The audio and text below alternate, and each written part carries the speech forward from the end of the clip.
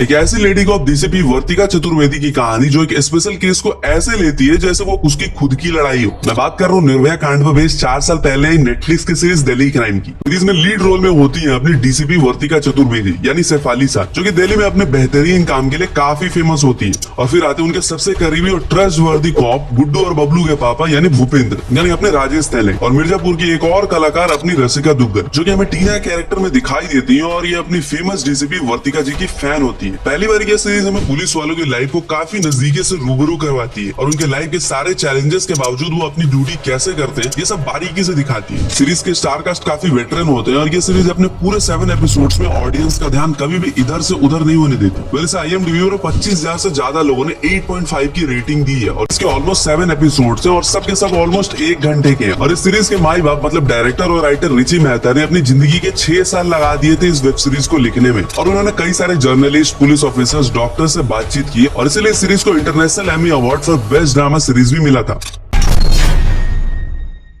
लेकिन ऐसा डॉन भाई गैंगस्टर जो भी नाम दे दो, क्योंकि उसे घंटा फर्क नहीं पड़ता। वो खुद को भगवान मानता है और खुद को ये अश्वत्थामा कह के बुलाता है। 15 साल तक अंडरग्राउंड रहने के बाद जब वो बाहर आता है तो उसे एक ऐसे पुलिस वाले पर भरोसा होता है जिस पर ना कभी उसके खुद के डिपार्टमेंट को भरोसा हो पाता है और ना ही उसकी खुद की बीवी को, और इसीलिए वो भी उसे छोड़ के चली ही रहे। अब तक तो आप समझ ही गए होगा कि मैं किसकी बात कर रहा हूँ, नहीं समझे? अरे अपने गायतोंडे बाबू बोले तो डॉन गणेश एकनाथ गायतोंडे, जाके देख रिकॉर्ड में कौन है, जिसके बाहर आने के बाद पूरी मुंबई के पॉलिटिशियन से लेकर पुलिस वाले, ब्यूरोक्रेट सबकी फटी पड़ी रहती है। लेकिन गायतोंडे सिर्फ सरताज पर भरोसा करता है क्योंकि उसके बावजूद उसे भले मानुस लगते थे और वो उसे बताता है कि अगले 25 दिन में पूरी मुंबई को अगर बचा सकते हो तो बचा लो। वेल नेटफ्लिक्स की सीरीज को IMDb पर 91,000 से ज्यादा लोगों ने 8.5 की रेटिंग दी थी और मैंने भी 3 बार देख रखी है। वेल इसके पहले सीजन के 8 पार्ट्स होते हैं और कुछ इंटरेस्टिंग सा बताऊं, इस सीरीज के दरअसल 2 डायरेक्टर होते हैं, एक अपने अनुराग कश्यप तो दूसरे विक्रमादित्य मोटवानी। मुंबई का डॉन ईसा, गायतोंडे का प्यार कुक्कू और उसका जादू, गायतोंडे की पत्नी सुभद्रा, बंटी, सरताज, गोटीचोर आदि। मतलब इस सीरीज काफी कैरेक्टर्स को साथ लाती है और सबका एक स्ट्रॉन्ग बैकग्राउंड भी होता है। एक्शन, ड्रामा, न्यूडिटी, विशुद्ध गाली गलौज से भरपूर इस सीरीज ने ना सिर्फ इसके कैरेक्टर्स को पहचान दिलाई बल्कि नेटफ्लिक्स को भी इंडियन ऑडियंस में काफी फेमस कर दिया। लेकिन फिर भी सीजन 1 और 2 के बाद नेटफ्लिक्स ने सीजन 3 पर ताला लगा दिया। अब ऐसा क्यों?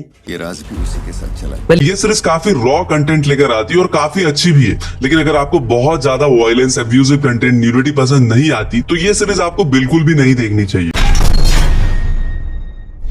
आती है मेरी आपकी सारे वेब सीरीज लवर की जिंदगी का वो प्यार जिसे हम कभी नहीं भुला सकते। और मैं बात कर रहा हूँ मिर्जापुर सीजन 1 की, जिसे 79,000 से ज्यादा लोगों ने 8.5 की रेटिंग दी है। खंडानंद त्रिपाठी और कालीन भैया के साम्राज्य के 2 चीते गुड्डू और बबलू की रफ्तार इतनी तेज होती है कि वो कालीन भैया के राजकुमार मुन्ना भैया की भी ठुकाई करने में परहेज नहीं करते, और इस बुद्धि बल के समायोजन को पहचान कर कालीन भैया इन्हें अपना पालतू बनाने की पूरी कोशिश करते हैं, लेकिन इनकी रफ्तार पर ब्रेक नहीं लगा पाते। और फिर शुरू होता है मिर्जापुर की गद्दी पाने का खेल।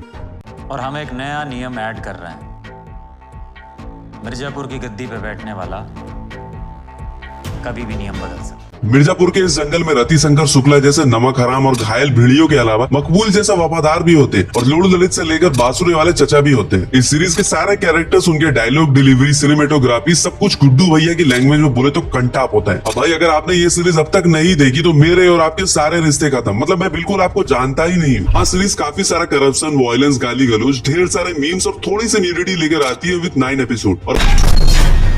और इस वेब सीरीज को रिसर्च एंड एनालिसिस विंग यानी अपनी रॉ या स्पाई बेस्ड वेब सीरीज का बाप भी कह सकते हो, जो आतंकवादियों को पहली बार उनकी लैंग्वेज में करारा जवाब देती है और उनके घर में घुसकर उनकी अम्मी दीदी कर देती है। मैं बात कर रहा हूँ बॉलीवुड के फाइनेस्ट डायरेक्टर नीरज पांडे की स्पेशल ऑप्स की, जिसे 36,000 से ज्यादा लोगों ने 8.6 की रेटिंग दी है। डिज्नी हॉटस्टार पर ये सीरीज मैंने देख रखी है और मुझे इस सीरीज से जितनी एक्सपेक्टेशन थी उसने उसे कहीं ज्यादा डिलीवर किया था। Baby special, 26 Aiyaary, awareness day जैसे कई सारी कल्ट क्लासिक देने वाले नीरज पांडे ने पहली बार जब स्पाई वेब सीरीज में अपना हाथ आजमाया तो उन्होंने अपने लीड में अनलाइक अदर्स सबसे अंडररेटेड एक्टर के मेनन को हिम्मत सिंह का रोल दिया। हिम्मत सिंह, बहुत मिस किया मैंने तुम्हें, तो एक फोन कर देता। अब भैया नीरज पांडे एक ऐसे डायरेक्टर है जिन्हें रियल लाइफ इंसिडेंट पर बेस्ड कंटेंट को पब्लिक तक मसाला मार के कैसे पेश करना है ये बखूबी आता है। स्पेशल ऑप्स की कहानी रॉ ऑफिसर हिम्मत सिंह के इन्वेस्टिगेशन पर बेस्ड होती है, जिसमें उन्हें पार्लियामेंट अटैक के मिलिटेंट्स को कॉकरोच की तरह खोजकर मारना होता है और ये हिम्मत सिंह को पर्सनली काफी ज्यादा पसंद भी होता है। लेकिन जब बाकी दुनिया को लगता है कि उस कार में सिर्फ 5 मिलिटेंट थे तो वही हिम्मत सिंह कहते हैं कि नहीं, उसमें 6 लोग थे। दरअसल इस इन्वेस्टिगेशन में हिम्मत सिंह ने पानी की तरह पैसे बहाए होते हैं और अपनी टीम को महंगी से महंगी टेक्नोलॉजी टेक्नोलॉजी और वेपन्स अवेल कराए होते हैं। बस इसी को लेकर 19 साल बाद उनका ही डिपार्टमेंट उनकी जड़ें खोदने में लग जाता है, लेकिन कुछ भी हासिल नहीं कर पाता। इस सीरीज के टोटल 8 एपिसोड्स हैं और पहले के 4 एपिसोड्स आपको प्याज के छिलके की तरह लेयर बाय लेयर चीजें बताती है। उसके बाद चीजें थोड़ी अनरियलिस्टिक हो जाती है। बाय द वे सीरीज होता है तो इतना तो चलता है, अगर रॉ के मिशन को एज इट इज छाप दिया जाए तो उसे 10 लोग भी ना देखें। जो भी के मेनन ने जो काम किया है उनके लिए सैल्यूट तो बनता है बॉस। इसके अलावा अब्बास सक के कैरेक्टर में विनय पाठक, हाफिज अली की भूमिका में सज्जाद दिलफरोज, परमीत सिंह, काली प्रसाद मुखर्जी ने क्या बेहतरीन काम किया। इसके अलावा सीरीज की सिनेमेटोग्राफी, बैकग्राउंड म्यूजिक, लोकेशन सब कुछ झक्कास है।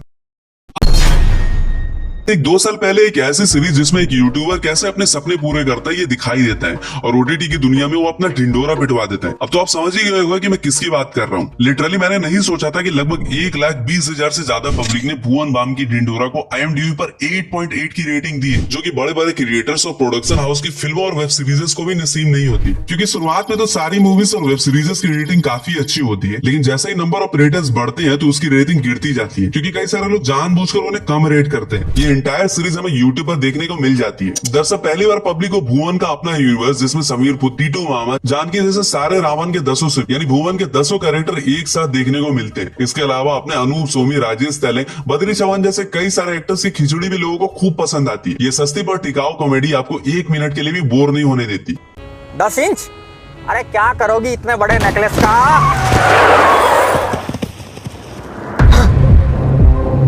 अरे बाप रे जीजा जी, चल भाग टीटू।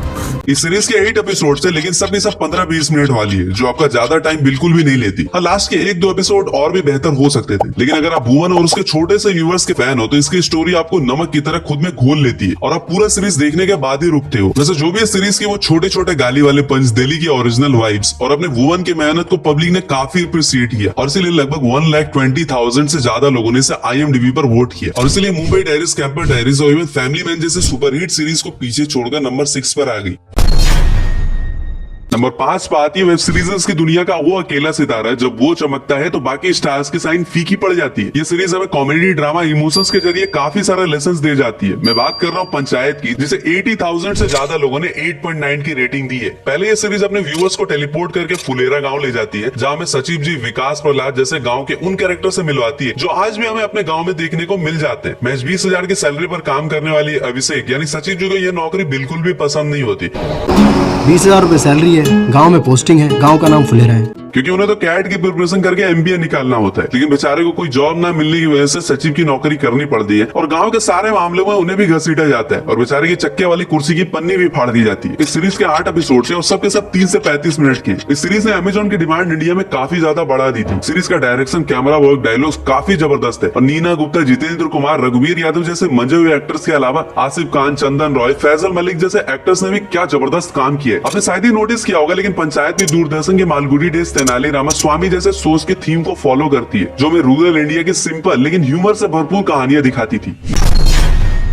4 पर Indian education system, specially coaching scandals का काला सच और उसके बीच पिस रहे स्टूडेंट्स और उनके पेरेंट्स की कहानी कोटा फैक्ट्री होती है, जिसे 78,000 से ज्यादा लोगों ने 9 की रेटिंग दी है। ब्लैक एंड व्हाइट थीम पर बेस्ड ये सीरीज में IIT JEE की प्रिपरेशन कर रहे स्टूडेंट्स की कलरलेस, बोरिंग और डिप्रेसिंग लाइफ से रूबरू करवाती है, जहाँ इन स्टूडेंट्स के द्रोणाचार्य होते हैं जूतू भैया, जो स्टूडेंट्स के लिए ना सिर्फ टीचर बल्कि एक मेंटर, गुरु, बड़े भाई सब कुछ होते हैं। वैसे इंडिया में तो फ्री में सबसे बेहतर कंटेंट दिखाने वाले टीवी अपने एक से बढ़कर एक वेब सीरीजेस दी है, लेकिन कोटा फैक्ट्री एक ऐसा जेम है जिसे शायद वो भी दोबारा ना बना पाए और इसी से इंप्रेस होकर 2021 में नेटफ्लिक्स जैसे जायंट ने इसके दूसरे पार्ट को खरीद लिया था। सीरीज के लीड में वैभव पांडे, बाल मुकुंद मीना, वर्तिका रतावत, मीनल परेख जैसे कई सारे टीनेजर कैरेक्टर होते हैं, जो कि रियल लाइफ में भी हमें स्कूल्स में देखने को मिल जाते हैं। सीरीज माहेश्वरी क्लासेस जैसे जायंट कोचिंग सेंटर्स की मनमानी को बखूबी दिखाता है। शायद ही आपको पता होगा, लेकिन अपने जितेंद्र कुमार रियल लाइफ में भी एक ex IITian है और उन्होंने IIT खड़गपुर से ग्रेजुएट किया है और अपने एक्टिंग करियर के शुरुआती दिनों में ये IIT एस्पिरेंट्स को फिजिक्स भी पढ़ाया करते थे। और इस शो के क्रिएटर सौरभ खन्ना खुद कोटा में पढ़ चुके हैं और इसीलिए इन सब ने मिलकर इतना बेहतर कंटेंट ऑडियंस को प्रेजेंट किया।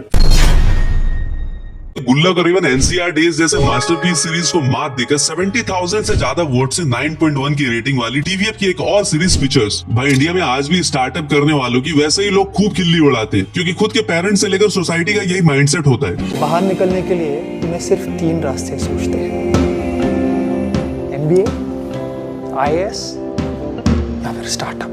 ये पत्थर आते हैं उससे रूबरू कराती है और ये सीरीज हमें बिल्कुल रॉ कंटेंट प्रोवाइड करती है। इस सीरीज के लीड में होते हैं नवीन, उसका डेवलपर दोस्त जितेंद्र, इसके अलावा इनके साथ इनके बाप की उम्र का एक और दोस्त होता है योगी जी, अरे यूपी वाले। फिर में इनका एक और शुद्ध शरीफ दोस्त आता है मंडल, जिसकी पुंगी बजाने का पूरा ठेका योगी ने ले रखा होता है। ये सारे अपने जॉब्स और बॉस की गेंद मार के स्टार्टअप के जंगल में कूद तो जाते हैं और इनका स्टार्टअप आइडिया भी काफी दमदार होता है, लेकिन बेचारों की जिंदगी में इन्वेस्टर्स के लाले पड़े होते हैं और ये पिचर्स बनकर हर जगह पिच करते फिरते हैं। अब इस सीरीज को 70,000 से ज्यादा लोगों ने 9.1 की रेटिंग दी है, तो मतलब कुछ तो बात है ना बॉस। इस सीरीज के पहले सीजन में जहां 5 पार्ट्स है, तो उसके दूसरे सीजन में भी 5 पार्ट। नंबर 2 पर आती है अगेन टीवीएफ की एक और वेब सीरीज जिसे IMDb पर अब तक सबसे ज्यादा पॉजिटिव वोट्स मिले।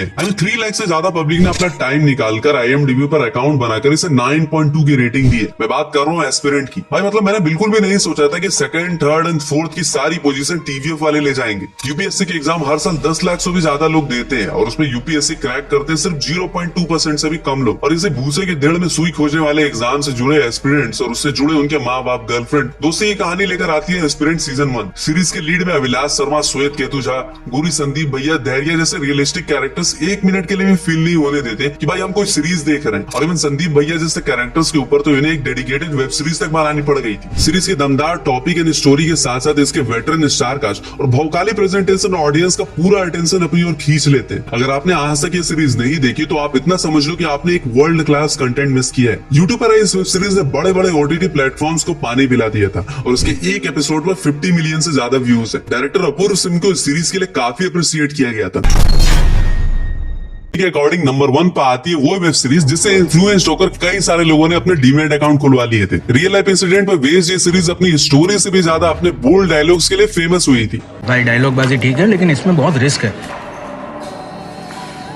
रिस्क है तो रिस्क है। अब तक तो आप समझ ही गए होंगे कि मैं किस सीरीज की बात कर रहा हूँ। Yes, you are absolutely right. 1.5 lakh से भी ज्यादा वोट्स पाकर 9.3 की रेटिंग वाली स्कैम 1992। वैसे तो स्टॉक मार्केट में wolf of the wall street, Baazaar, inside job जैसे कई फिक्शनल कंटेंट आई, लेकिन स्कैम 1992 ने ऑडियंस पर एक अलग ही जादू किया। हर्षद मेहता भी अपने रियल लाइफ में जितने लार्जर देन लाइफ नहीं रहे होंगे, इस वेब सीरीज में प्रतीक गांधी ने उनके कैरेक्टर को ऐसा प्ले किया, मतलब ऑडियंस को कभी लगा ही नहीं कि वो कोई स्टोरी देख रहे हैं। तो रिस्क है तो इश्क है। मैं सिगरेट नहीं पीता, लेकिन जिम में लाइटर जरूर रखता हूँ धमाका करने के लिए। यह स्टॉक मार्केट वो कुआं है जो पूरे देश का प्यास बुझा सकती है। शेयर मार्केट इतना गहरा कुआं है जो पूरे देश की पैसे की प्यास बुझा सकता है, और मैं इस कुएं में डुबकी लगाना चाहता हूं। इस तरह के डायलॉग से पब्लिक का जुनून जगा दिया था। हर्षद मेहता की गरीबी से लेकर अमीरी और उसके जेल जाने की पूरी कहानी और कैसे इस स्कैम में पुलिस वाले से लेकर पूरा bank system, even PM Narasimha Rao तक एलिगेशंस लगते हैं कि वो भी इस स्कैम के बराबर के भागीदार है। पूरे 10 एपिसोड्स में आई ये सीरीज एक्शन, ड्रामा, गाली गलौज सब कुछ का एक कंप्लीट पैकेज लेकर आती है और पहली बार सोनी लिव की किसी वेब सीरीज को इतना ज्यादा रिकॉग्निशन मिला था। So thanks for watching this video. और हाँ, इसमें से आपकी कौन सी फेवरेट वेब सीरीज है और कौन सी सीरीज को और अच्छी रेटिंग मिलनी चाहिए थी, कमेंट में बताना। और हाँ, आप किस तरह के कंटेंट पर एक डिटेल एनालिसिस चाहते हो हमें जरूर बताना। तब तक के लिए हर हर महादेव।